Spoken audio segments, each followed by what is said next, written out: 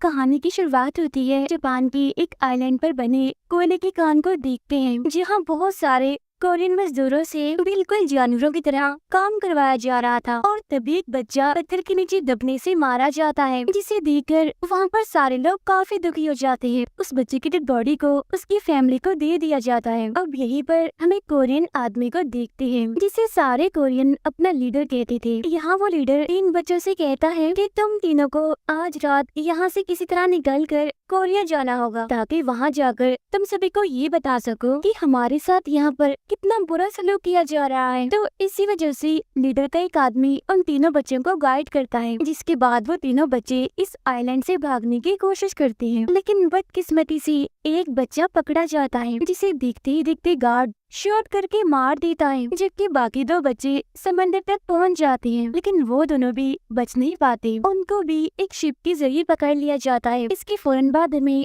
Korea का scene दिखाया जाता है, जहाँ रॉक बैंड बजाने वाला ली अपनी बेटी और बाकी बैंड मेंबर्स के साथ एक पार्टी में बैंड बजा रहा होता है। पार्टी खत्म होने के बाद ली अपने एक दोस्त जो कि एक डिटेक्टिव होता है उससे मिलता है, क्योंकि ली ने अपने पूरे बैंड ग्रुप के साथ जापान जाना है और इसीलिए ली अपने दोस्त को कुछ पैसे भी देता है, जिस पर उसका दोस्त उसे वहाँ भेजने के लिए मान भी जाता है। फिर इसके बाद ली को उसकी बेटी और बैंड ग्रुप के साथ वो डिटेक्टिव एक शिप में बिठा देता है, जहाँ उनके अलावा और भी बहुत सारे लोग होते हैं। इसके बाद शिप एक जगह पर आकर रुक जाती है। तब ली को वहाँ पर अपने दोस्त के बहुत सारे लेटर्स जमीन पर पड़े हुए मिलते हैं। यानी इसका मतलब ये है कि ली के दोस्त ने उसको धोखा दिया है और उसे एक गलत जगह पर भेज दिया है। और ली के अलावा उसने और भी बहुत सारे लोगों के साथ धोखा किया है। और वहाँ मौजूद सारे ऑफिसर्स लोगों को ट्रेन में भरकर उसी आइलैंड पर ले जाने के लिए निकल जाते हैं। लेकिन जैसे ही वो इस आइलैंड पर पहुँचते हैं तो सारे सोल्जर्स, सारे ऑफिसर्स उन सभी लोगों को मारने पीटने लगते हैं। तो वो सारे लोग उनसे काफी रिक्वेस्ट करते हैं कि प्लीज हमें मत मारो, लेकिन वो तो उनकी एक नहीं सुनती। औरतों को और उनके बच्चों को उनकी फैमिली से अलग करके दूसरी बोट में बिठाकर उन्हें यहाँ से ले जाते हैं। और अब ये देखकर सारे मेल काफी दुखी हो जाते हैं। अब सारे आदमियों को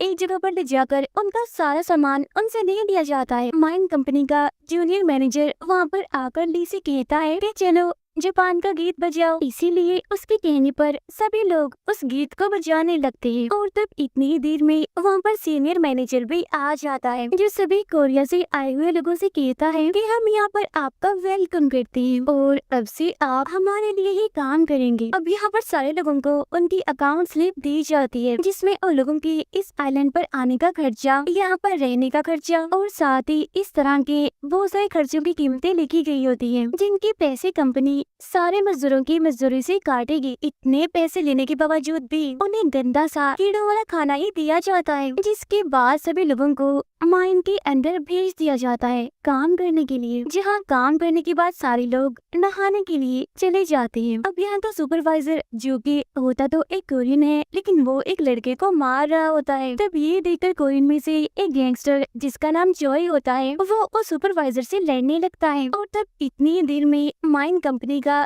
जूनियर मैनेजर वहाँ पर आ जाता है। तब यहाँ पर वो कोरियन गैंगस्टर यानी कि जॉय जूनियर मैनेजर से कहता है कि मैं सुपरवाइजर से लड़ूंगा और अगर मैं हार गया तो तुम सबका गुलाम बनकर रहूंगा, और अगर मैं जीत गया तो सभी मजदूरों का लीडर बनकर रहूंगा। जिस पर वो जूनियर मान जाता है, जिसके बाद जॉय उस सुपरवाइजर से लड़ने लगता है, जहाँ वो उसे इतना मारता है कि उसे अधमरा कर देता है। लेकिन तभी यहाँ पर सीनियर लीडर आकर कहता है कि ये जापानी हम सब कोरियन को आपस में लड़वाना चाहता है, इसीलिए प्लीज आपस में मत लड़ो। लेकिन शर्त के मुताबिक अब जॉय सभी मजदूरों का लीडर बन जाता है।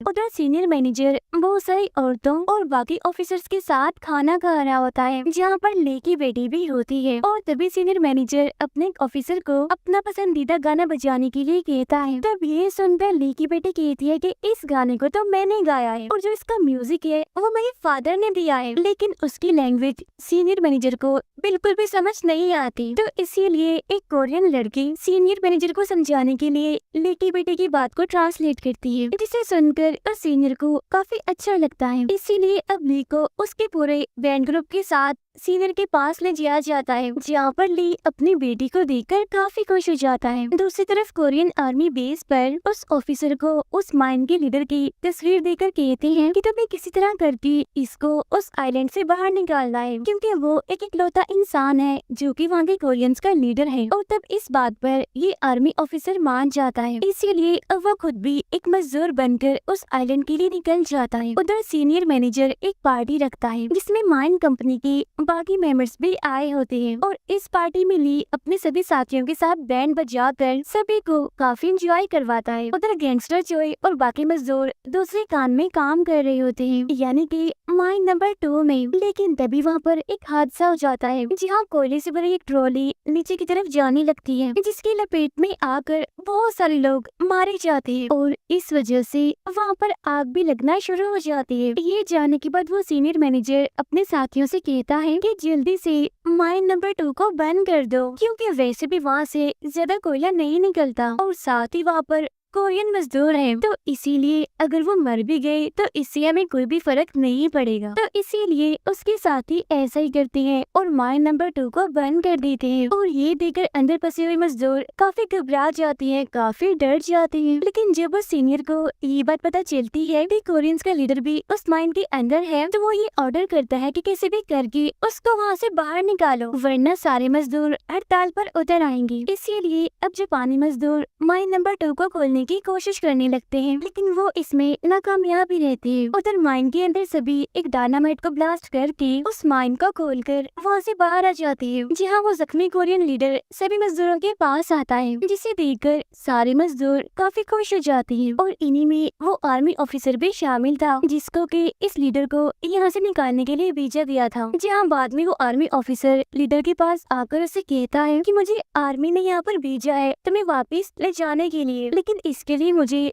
टेलीग्राफ की जरूरत होगी ताकि मैं आर्मी से राब्ता करके यहाँ पर जहाज मंगवा सकूं। तब ये सुनकर वो लीडर कहता है कि ठीक है, जल्द से जल्द मैं टेलीग्राफ का बंदोबस्त करवा देता हूँ। इसीलिए अब वो आर्मी ऑफिसर ली के पास आकर उसे कहता है कि मुझे ऑफिसर के रूम की चाबी चाहिए, क्योंकि उस ऑफिसर के रूम में टेलीग्राफ है। लेकिन ली यहाँ पर उससे पूछता है कि पहले तुम मुझे ये बताओ कि तुम्हें वो चाबी चाहिए क्यों, और तुम उस टेलीग्राफ को हासिल करना क्यों चाहते हो। तब ये सुनकर वो आर्मी ऑफिसर कहता है क्योंकि असल में मैं उस लीडर को यहाँ से ले जाने आया हूँ और मैं आर्मी का एक ऑफिसर हूँ। तब ये सुनकर ली कहता है तो फिर ठीक है, मैं तुम्हें एक शर्त पर ही वो चाबी दूंगा कि अगर तुम मुझे और मेरी बेटी को भी इस आइलैंड से ले जाओगे। और तब ये सुनकर वो आर्मी ऑफिसर भी मान जाता है। इसके बाद ली चुपके से ऑफिसर की चाबियों के गुच्छे से केबिन की चाबी को गर्म करके उसका प्रिंट एक फिल्म रेल पर ले लेता है, जिसके बाद वो अपने दोस्त को उस प्रिंट को देकर चाबी बनवाता है। चाबी बनवाने के बाद वो उसे आर्मी ऑफिसर को दे देता है, जिसकी मदद से आर्मी ऑफिसर उस केबिन में आ जाता है, जहाँ वो आर्मी से कांटेक्ट करके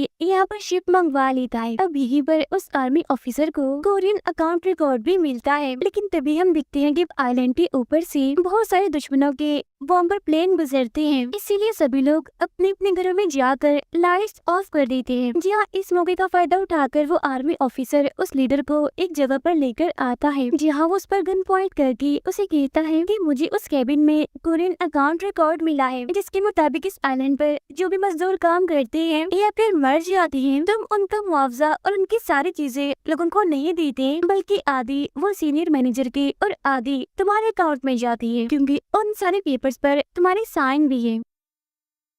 ये सुनकर वो लीडर कहता है लेकिन मैं तो ऐसा कुछ भी नहीं करता, बल्कि वो सीनियर मुझे फंसाने की कोशिश कर रहा है। और तब इतनी ही देर में ली भी अपने बेटे के साथ यहाँ पर आ जाता है, लेकिन अब पूरे आइलैंड पर ब्लास्ट होने लगते हैं, जिसमें वो सीनियर भी जल जाता है। जी हाँ, बाद में सारे जापानी बंकर में जाकर सभी कोरियंस को वहाँ पर मरने के लिए छोड़ देते हैं, लेकिन इसका फायदा उठाकर वो लीडर यहाँ से भागने लगता है। लेकिन तब उसे यहाँ पर बचाने के लिए उसका अपना खास आदमी आ जाता है। यहाँ वो लीडर अपने उस खास आदमी से सवाल करता है कि क्या तुमने उस अकाउंट रिकॉर्ड को देखा, जिस पर उसका खास आदमी हाँ में जवाब देता है कि हाँ मैंने देखा। तो इसलिए वो लीडर उसे यहीं पर ही शूट करके मार देता है। और अब ये चीज ली और उसकी बेटी भी छुप कर देख लेती है। अब माइन कंपनी का सीनियर ऑफिसर जूनियर को कॉल करके कहता है कि हिटलर मारा गया और जिसने भी नाजी की मदद की उसको क्रिमिनल मानकर उस पर हमला किया जा रहा है, और अमेरिका ने हिरोशिमा पर काफी खतरनाक बॉम्ब गिरा दिया है, जिसकी वजह से पूरा हिरोशिमा बर्बाद हो गया है। अब ये सुनकर जूनियर मैनेजर अपने सीनियर ऑफिसर से कहता है कि हमारा सीनियर मैनेजर जख्मी है क्योंकि वो जल चुका है बॉम्ब ब्लास्ट में, इसीलिए अब हमें मदद चाहिए। ये सुनकर वो सीनियर ऑफिसर कहता है कि तुम ऐसा करो, अपने उस सीनियर मैनेजर को मार दो और खुद तुम सीनियर बन जाओ। इसीलिए अब वो जूनियर मैनेजर ऐसे करता है, यानी कि वो सीनियर मैनेजर को मार देता है। अगले दिन सारे जापानीज कोरियंस को भगाने के लिए धरना दे रहे होते हैं क्योंकि एक कोरियन ने जापानी बच्ची के साथ मिसबिहेव करके बाद में उसे मार दिया। लेकिन सच्चाई तो ये होती है कि उस बच्ची के साथ जबरदस्ती मिसबिहेव सुपरवाइजर ने किया था और अब अपने आप को बचाने के लिए वो सुपरवाइजर सारा इल्जाम उस गैंगस्टर यानी कि चोई पर लगा देता है। तब ये देखकर जूनियर मैनेजर सभी से कहता है कि मैं अब सभी जापानीज से वादा करता हूँ कि इसकी सजा कोरियंस को जरूर मिलेगी। इसीलिए जापानीज लोग चोई को पकड़कर ले जाते हैं। अब जूनियर मैनेजर लीडर से कहता है कि मैं तुम्हारे यहाँ से जाने का बंदोबस्त कर दूंगा, लेकिन बदले में वो आधा पैसा जो कि तुमने मजदूरों से कमाया है वो पैसे तुम्हें मुझे देने होंगे। साथ ही तुम्हें यहाँ से जाकर अमेरिकन से कहना होगा कि हम कोरियंस की काफी अच्छी से देखभाल करते हैं, उनका काफी ख्याल करते हैं, क्योंकि अगर उनको पता चल गया कि हमारा कोरियंस के साथ इतना बुरा सलूक है तो वो हमें जिंदा नहीं छोड़ेंगे, वो हमारा बुरा हाल कर देंगे। और रही बात यहाँ के कोरियंस की, मैं तो उन्हें माइन के अंदर ही दफन कर दूंगा। और तब ये सुनकर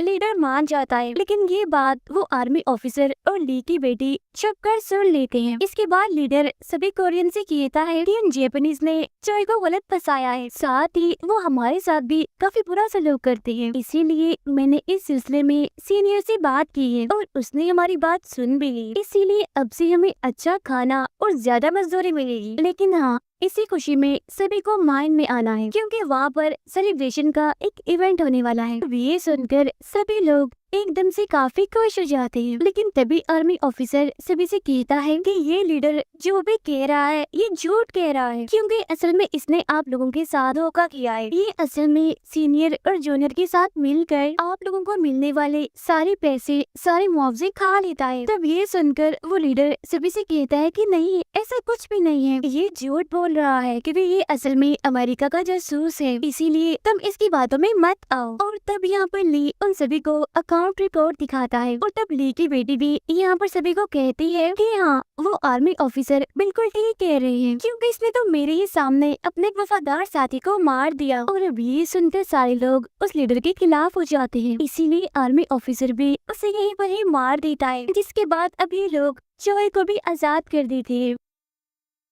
उधर आर्मी ऑफिसर सबसे कहता है कि हम कोयले ले जाने वाले जहाज की मदद से यहाँ से निकलेंगे। जब उसकी ये बात सुनकर सभी मान जाते हैं, इसीलिए यहीं पर कुछ लोग हथियार बनाने लग जाते हैं ताकि अगर उन पर हमला हो तो वो अपना बचाव कर सके आसानी से। इसके बाद सबसे पहले वो आर्मी ऑफिसर कुछ लोगों के साथ कोयले वाले जहाज पर कब्जा कर लेता है और सभी लकड़ी के उस ब्रिज जिससे कोयला जहाज में डाला जाता है वहाँ पहुँचने के लिए निकल जाते हैं। लेकिन तभी उन्हें यहाँ पर कुछ सोल्जर दिखाई देते हैं, इसलिए ले यहाँ पर उनका ध्यान भटकाता है जहाँ आर्मी ऑफिसर अपने साथियों के साथ उनको मार गिराता है। जिसके बाद अब ये सभी लोग उस ब्रिज से होकर जहाज में जाने लगते हैं। अब बाकी कोरियंस जापानीज को घरों में बंद करके उनमें आग लगा देती है। तब उन्हें ऐसा करता हुआ वो जूनियर मैनेजर देख लेता है। अब यहीं पर दो और सोल्जर्स कोरियन को भागते हुए देख लेते हैं, इसीलिए आर्मी ऑफिसर उनको भी शूट करके मार देता है। लेकिन गोली की आवाज सुनकर वो सीनियर उनको भी देख लेता है, इसीलिए वो अपने सभी सोल्जर्स को उनके पीछे भेज देता है उनको मारने के लिए। इसीलिए अब चोई उस कोरियन लड़की और अपने साथियों के साथ जापानी सोल्जर से लड़ने के लिए चला जाता है। तभी हम देखते हैं कि जिस रस्सी से सभी कोरियन लोग उतर रहे होते हैं वो रस्सी भी देखते ही देखते टूट जाती है और जापानीज की अटैक से बहुत सारे लोग मारे भी जाते हैं। इसी वजह से सभी कोरियंस एक साथ ही उस ब्रिज पर चढ़ने लगते हैं, लेकिन वजन ज्यादा होने की वजह से वो ब्रिज भी टूट जाता है, जिसकी वजह से आधे लोग तो जहाज में चले जाते हैं लेकिन आधे लोग इसी आइलैंड पर फंस जाते हैं। और अब यहाँ पर देखते ही देखते जापानीज और कोरियंस में खतरनाक लड़ाई शुरू हो जाती है। तब यहाँ अली अकेला ही उस ब्रिज को उठाने की कोशिश करता है, लेकिन उससे वो ब्रिज नहीं उठ पाता, इसीलिए अब उसकी बेटी उसकी मदद करने के लिए आती है। और अब ये देखकर सभी लोग उनकी मदद करने के लिए उस ब्रिज को उठाने लगती है। तभी यहाँ पर लड़ते हुए उस कोरियन लड़की को गोली लग जाती है, जो गोली असल में सुपरवाइजर ने चलाई होती है। इसी वजह से जोई को काफी गुस्सा आ जाता है, इसीलिए वो उस सुपरवाइजर से लड़ने जाता है, जहाँ वो उसकी गर्दन की और उसकी बॉडी की हड्डियाँ तोड़कर उसी बड़ी बेरहमी से मार देता है। लेकिन जब वो उस कोरियन लड़की के पास वापस आ ही रहा होता है तो वो देखते ही देखते उसे भी गोली लग जाती है, लेकिन किसी भी तरह करके वो उस कोरियन लड़की के पास आ ही जाता है और फिर यहाँ पर देखते ही देखते उन दोनों की मौत हो जाती है। उधर ली अपनी बेटी को एक जगह पर बिठाकर आगे बढ़ रहा होता है, लेकिन तभी उसे वो जूनियर मैनेजर शॉट कर देता है, लेकिन बदले में ली भी उसको शॉट कर देता है। लेकिन जब ली की बेटी ये देखकर अपने फादर की तरफ भागने लगती है तो वो जूनियर उसे पकड़ लेता है और उसे प्रिजनर बना लेता है। तो अब ये देखकर आर्मी ऑफिसर उस पर पत्थर मारता है, जिसकी वजह से वो ली की बेटी को छोड़ देता है। लेकिन फिर जैसे वो जूनियर ली को शूट करने वाला होता है कि तभी ली की बेटी बोतल वाले बॉम्ब को उस पर फोड़ देती है, जिसकी वजह से अब वो जूनियर जलने लगता है। तब वो आर्मी ऑफिसर उसका गला काट कर सभी जापानीज से कहता है कि सीनियर जूनियर मैनेजर और वो सुपरवाइजर सभी मारे जा चुके हैं, इसीलिए अब हम यहाँ पर वॉर खत्म करते हैं, क्योंकि अब हम सभी यहाँ से जा रहे हैं। तब उसकी ये बात सुनकर सभी जापानीज यहीं पर ही रुक जाते हैं, जबकि बचे हुए कोरियंस ब्रिज के जरिए जहाज में सवार हो जाते हैं। लेकिन जख्मी होने की वजह से ली की हालत काफी खराब होती है, इसीलिए वो अपने आखिरी टाइम में उस आर्मी ऑफिसर से ये रिक्वेस्ट करता है कि प्लीज मेरे मरने के बाद मेरी बेटी का अच्छे से ख्याल रखना। और ये कहकर ली भी दम तोड़ देता है, जिसकी वजह से उसकी बेटी एकदम से काफी दुखी हो जाती है और टूट जाती है। लेकिन तभी उन सभी लोगों को अपने सामने एक काफी बड़ा ब्लास्ट दिखाई देता है, जो नागासाकी पर अमेरिका की बॉम्ब गिराने की वजह से हुआ था, जिसे देखकर सारे लोग काफी हैरान हो जाते हैं। जहाँ बाद में ली की बेटी को दिखाते हुए ये मूवी यहीं पर एंड हो जाती है। Thank you for watching.